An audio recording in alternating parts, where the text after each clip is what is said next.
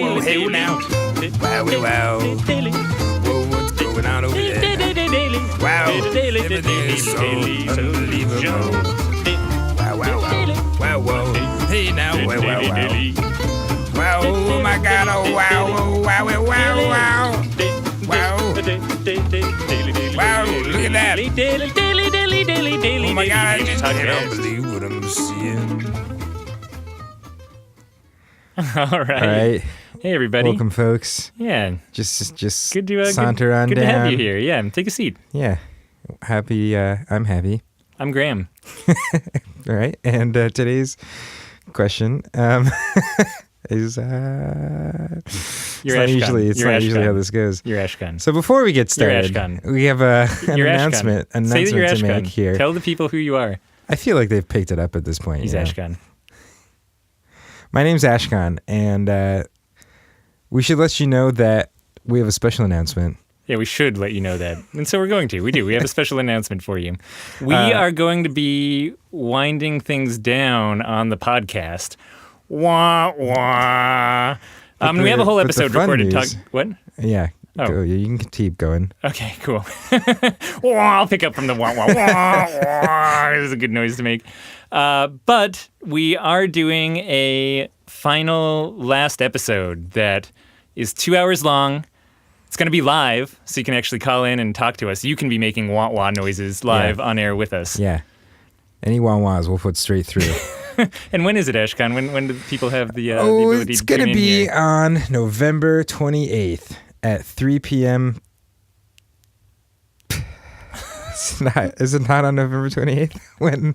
29th. November. It's going to be on November 29th at 3 p.m. Pacific time. Yep, until Don't 5 forget that p.m. date. Pacific time. Yeah. So it's or 3 p.m. Pacific time until 8 p.m. Eastern time. Yeah.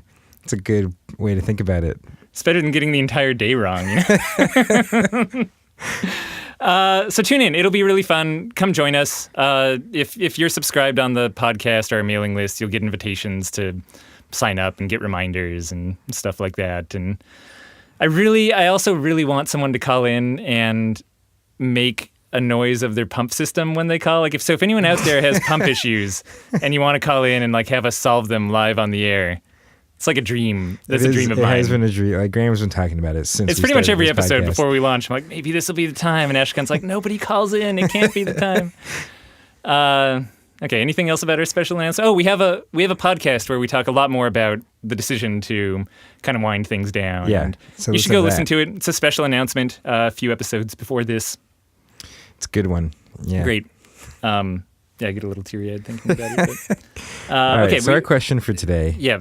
Our question is leasing pods a good idea? Yeah. Yes.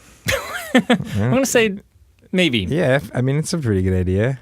Well, and I guess we should say, when the question says leasing, we're assuming that means leasing to own kind of thing. Yeah, I don't know of a lot of any float tank rental services. Yeah, I don't know of any float tank rental services. Usually it's there's a lot of there's manufacturers that have worked with companies to finance their float tanks, so you can pay them off, probably with some sort of down payment, I'm assuming, and then monthly payments with interest accruing. Yep. And then there are whole companies that are just dedicated to helping finance float tanks from any manufacturer that are out there as well. And I don't know too many people who have gone through those. And I guess this gets into one of the downsides of potentially leasing a tank even to own is just there's going to be interest, right? No one's sure. going to just let you lease the tank. And in the end, when you pay the final payment, you've paid as much as the full retail price of a float tank, right? There's going to be... Yeah, they wouldn't be in business for very long. Yeah, there's going to be some amount of interest that you're paying. And what I've heard is for... at least a couple of the independent ones, the ones who we've talked to people who have actually tried to go through them, those rates are kind of in the 17 to 20% sort of range of interest that you're paying. So immediately off the bat, although it's less money up front, it's a more expensive option. So in that sense, just the same as getting a bank loan, really, or anything 20% like that. interest? Yeah. What is that? Well, there's all the things with interest, Yeah. how often it's accruing and all that sort of Yeah, stuff. so right? we'll just say and I have no idea what the details are, right? But really common is the 20% refers to the yearly rate and it accrues monthly. It's that's kind of standard operation. So here's the scenario to me that I think it makes a lot of sense to lease float tanks, which is you don't have enough money to like build out your float center the way that you know you should build out your float center. Yeah. And I mean, if you can get money in other ways, like a bank loan or something, and if you can get a cheaper interest rate, I mean, that like there's just math that makes things easier, right? So like all the kind of very rational, logical, mathematical, like I can get money for cheaper sort of arguments aside. Let's assume you can't get any more money. You've gotten the biggest bank loan you can get or whatever, right? Or you have all the personal finances you can. Of like, if you're trying to find a place to save money, I'd way rather save money by not having to pay for the full amount of float tanks right off the bat and pay for that out of the income that my business will start to bring in versus cutting corners on my construction. Like deciding to be like, oh, maybe we don't need that extra level of soundproofing, or maybe we can like stop our waterproofing like over here as opposed to going all the way around the walls. That to me sounds like a way worse decision than paying the interest on leasing float tanks.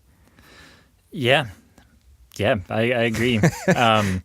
I get, another thing to keep in mind here is that if you lease tanks and don't actually end up paying them off, you go out of business beforehand, you're going to be giving those float tanks back to the company you were leasing it from, or they're going to reclaim them and resell them, or you have to do some fancy work where you're selling the tanks and then using the amount that you sold them for to pay off the remainder of your lease, which is totally doable. It just adds some complexity to shutting down your operations, I guess, and risks just making any money that you paid into your tanks a lost amount if you're not careful with it. Yeah, I mean, float tanks are definitely an asset in the way that soundproof walls are not. Yeah, right. And in the sense that if you're selling your float tank center, great, your soundproof walls are probably an asset. The person buying them doesn't have to build those walls. That's awesome.